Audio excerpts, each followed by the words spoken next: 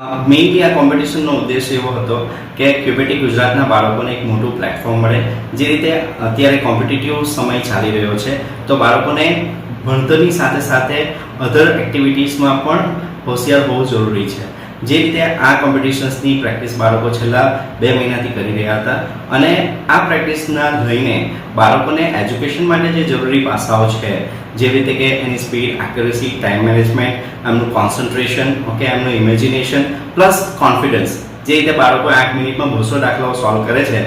Generally આપણે જોયું છે કે બાળકોને મેથ્સનો એક ફિયર હોય છે, પણ આ બાળકો માટે મેથ્સ એક રમતની વાત છે, રાઈટ? તો એ લોકોનો જે કોન્ફિડન્સ છે એ બધી જ જગ્યાએ રિફ્લેક્ટ થાય છે અને આ એક કોમ્પિટિટિવ વર્લ્ડની અંદર આ બાળકો ખરેખર સારું પરફોર્મન્સ કરી શકશે એવું હું ખાતરીપૂર્વક કહી શકું છું.